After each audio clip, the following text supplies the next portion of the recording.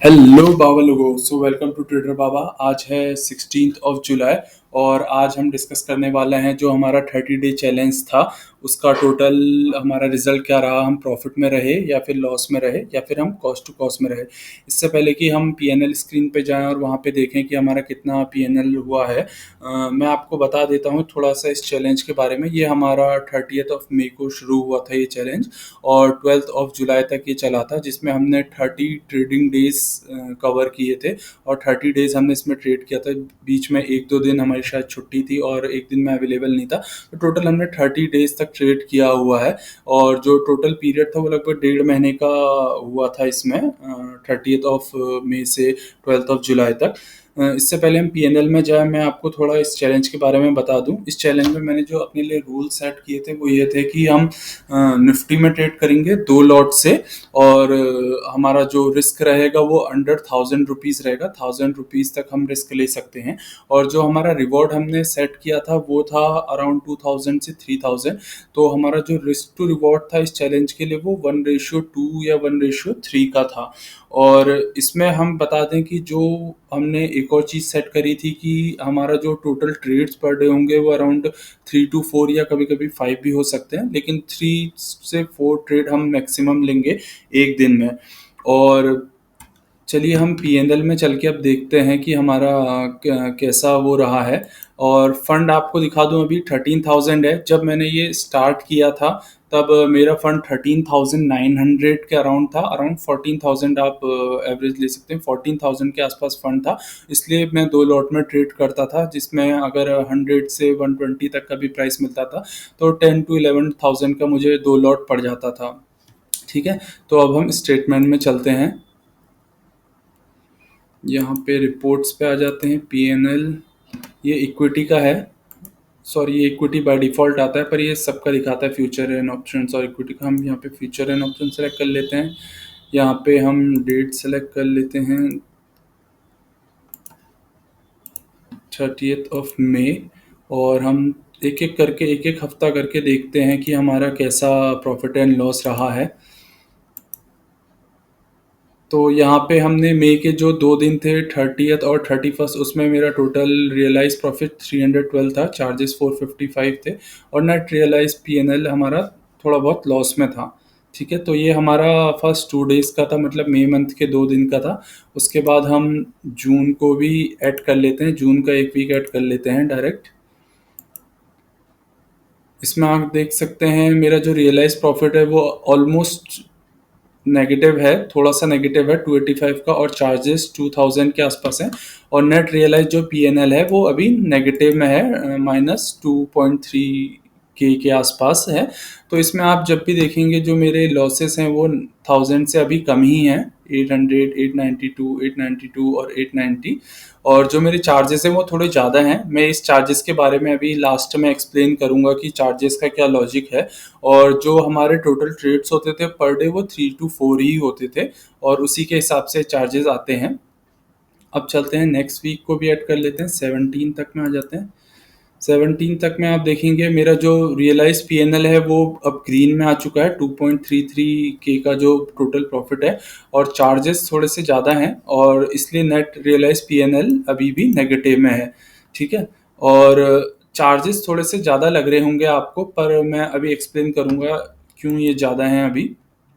और अगर एक और वीक इसमें ऐड कर लेते हैं 24 तक, तो यहाँ पे आप देखेंगे जो मेरा नेट रियलाइज पीएनएल है वो 6.71 हो गया है और जो चार्जेस हैं 4000 के आसपास है।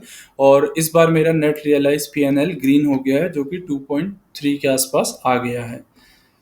और अगर हम नेक्स्ट 1 मोर वीक को ऐड करते हैं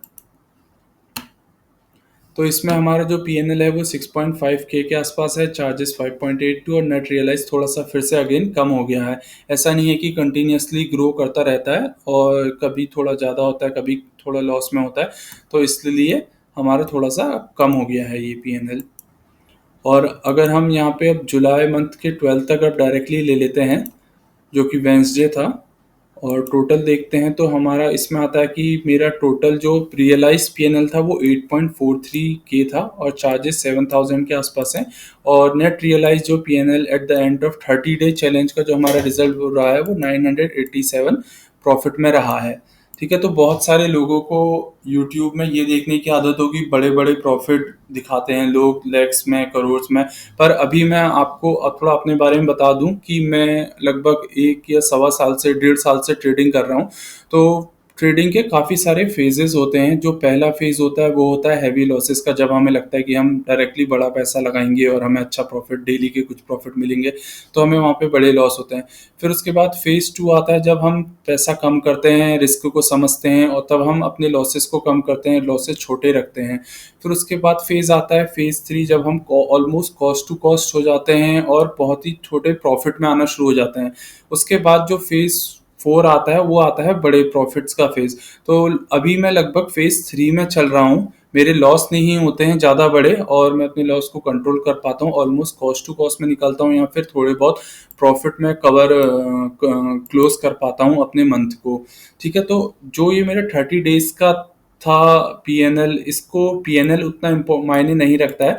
इसमें मायने क्या रखता है मैं अभी आपको बताता हूँ। जो इम्पोर्टेंट पॉइंट्स हैं जो आप सभी को फॉलो करने चाहिए, मतलब अगर आप सक्सेसफुल ट्रेडर बनना चाहते हो, तो इसमें मैं आपको दिखाता हूँ जो मैंने अपने रूल सेट किए थे कि हमारा लॉस 1000 से कम होना चाहिए। तो इसमें देखिए जो मेरा सबसे बड़ा लॉस है मैं अभी आपको दिखाता हूँ, वो 1020 और 1045 का सबसे बड़ा लॉस है। ये इसलिए है कि थोड़ी सी वॉलेटिलिटी होती है, तो जब वो हम उसे क्लोज करते हैं तो मार्केट रेट पे कट होता है, जो भी प्राइस हमें मार्केट रेट का मिलता है, तो इसलिए वो कभी कभार 1000 से ऊपर चले जाता है। सिर्फ 2 ही दिन 1000 से ऊपर गया है, 1045 और 1020, वो भी ज़्यादा ऊपर नहीं गया है, थोड़ा सी ऊपर गया है। बाकी आप किसी भी दिन देखेंगे तो अंडर 1000 के ही सारे लॉसेस, ये अंडर 1000 है, आपको दिखा दूं। ठीक है, ये सारी लॉसें अंडर 1000 है। और अगर आप मेरी एक्यूरेसी कहेंगे कि कितने दिन आपने रेड में क्लोज किया या फिर कितने दिन ग्रीन में क्लोज किया, तो इसमें एग्जैक्टली 50% एक्यूरेसी है। 15 दिन ग्रीन में क्लोज किया है और 15 दिन रेड में क्लोज किया है। उसके बावजूद अगर दोनों का हम देखेंगे तो 50% एक्यूरेसी के साथ भी ये मैंने यहाँ पे ग्रीन में क्लोज किया रियलाइज प्रॉफिट।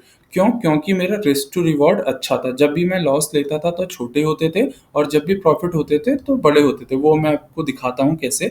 यहाँ पे आप देखेंगे ये टोटल लेजर आता है और यहाँ पे एक एक ट्रेड मैंने बैंक निफ्टी में किया था, बाकी सारे निफ्टी में हैं। तो यहाँ पे हम दिखाएंगे अपने लॉस जो हैं, जो मेरे मैक्सिमम लॉस हैं, जो सबसे बड़ा आप लॉस देखेंगे तो वो 1200 रुपीज़ से भी कम है।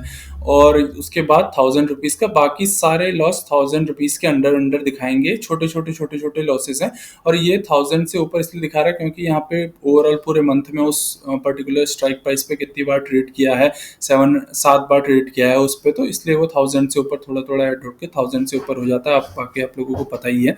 और ये मेरे लॉसेस हैं। और जो अब मैं इसमें प्रॉफिट दिखाता हूँ, प्रॉफिट देखेंगे आप, मेरे जो भी सबसे बड़ा प्रॉफिट है 2600, 2100, 2000, 1900, 1700। तो जो मेरे प्रॉफिट है वो 1000 से ऊपर हैं ज़्यादातर प्रॉफिट और 2000 से भी ऊपर हैं। तो रिस्क टू रिवॉर्ड आप देखेंगे काफ़ी अच्छा मेंटेन हुआ है, इसलिए मैं यहाँ पे ये 8.43 के यहाँ पे ला पाया और अपने चार्जेस को कवर कर पाया। अगर मैं यहाँ पे रिस्क टू रिवॉर्ड 1:1 का मेंटेन करता तो मेरा रियलाइज पीएनएल ऑलमोस्ट जीरो होता और चार्जेस की वजह से मैं अभी 7.5 थाउजेंड के टोटल लॉसेस में होता। तो ये चीज़ें आपको समझनी है कि आपने रिस्क मैनेजमेंट कैसे कंट्रोल करना है और अपने जो डेली रिस्क कैपेसिटी है उसको आपको डिफाइन करना पड़ेगा। अनलेस आप अपने रिस्क कैपेसिटी को डिफाइन नहीं करेंगे अपने लॉट साइज के हिसाब से और अपने डेली नंबर ऑफ ट्रेड्स आप कितने लेते हैं पर डे के, वो अगर आप डिफाइन नहीं करेंगे तो आपका सक्सेसफुल ट्रेडर बनना बहुत मुश्किल हो जाएगा, specially in the option buying area, right. So क्योंकि ऑप्शन बाइंग में वैसे ही जो हमारा सक्सेस रेट होता है वो बहुत कम होता है rather as compare to option selling. तो इसलिए हमें ऑप्शन बाइंग में अपना रिस्क मैनेजमेंट बहुत ज़रूरी होता है। और जो हमारा रिस्क टू रिवॉर्ड है वो 1:2 या 1:3 ऑलमोस्ट होना चाहिए, तभी हम इसमें सक्सेसफुल हो पाएंगे। बात करें ब्रोकरेज की, तो ये ब्रोकरेज अभी थोड़ा सा ज़्यादा है एज कम्पेयर टू जो हमने प्रॉफिट अर्न किया 8.43 का जो हमने प्रॉफिट अर्न किया, उसमें ये ज़्यादा है ब्रोकरेज 7.44 का, क्योंकि हम अभी सिर्फ 2 लॉट से ट्रेड करते हैं और अगर हम देखें तो जो 2 लॉट का हमारा चार्जेस आता है वो 67 टू 68 रुपीज़ आता है।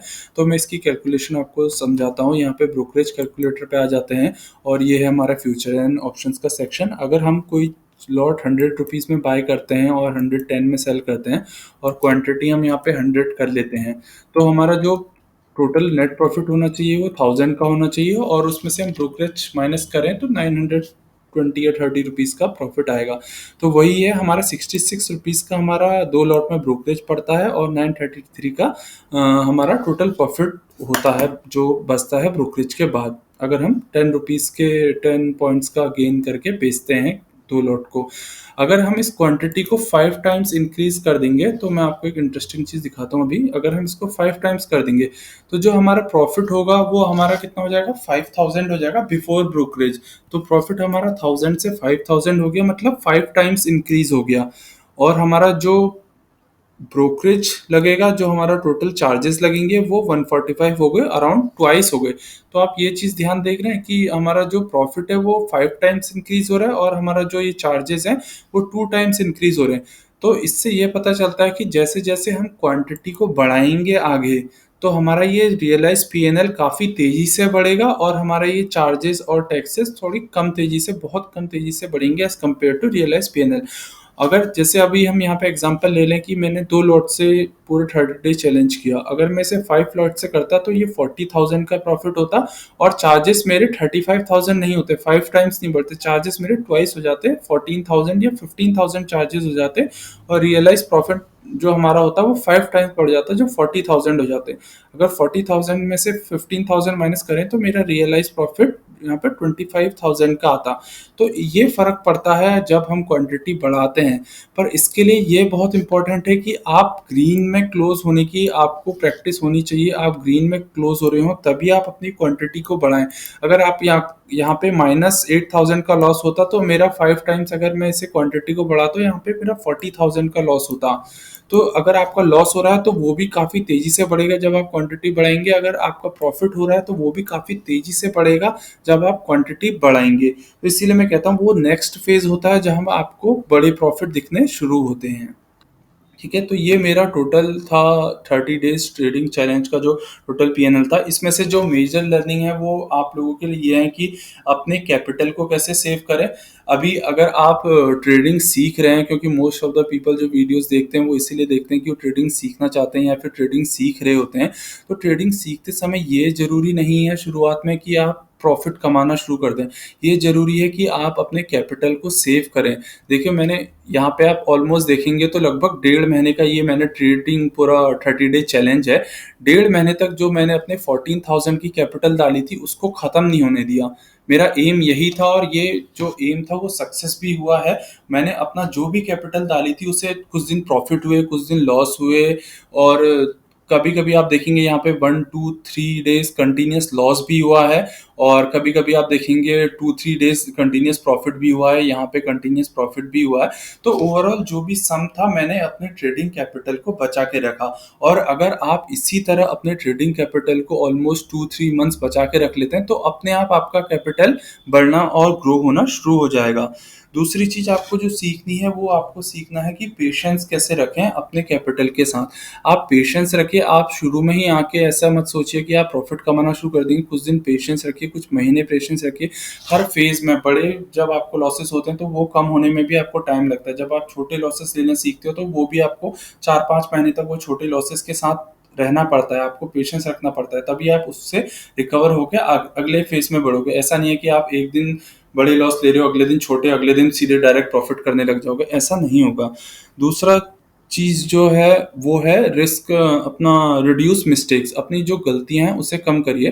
क्योंकि जनरली आप देखेंगे ट्रेडिंग में जो टोटल गलतियां हम लोग करते हैं अपने पूरे ट्रेडिंग करियर में, किसी ने भी जो गलतियां करी होंगी वो गिन चुन के हम 3 या 4 गलतियां होती हैं वही रिपीट करते हैं। जैसे कि आप कहेंगे आपका रिस्क रिवॉर्ड ना मेंटेन करना, रिस्क मैनेज ना करना, डेली जो आपकी कैपिटल साइज है उसको आप उस पर आप जितना आपका रिस्क कैपेसिटी है उससे आप इंक्रीज कर जाते हैं, ये दूसरा रिस्क जो गलती आप करते हैं वो ये है।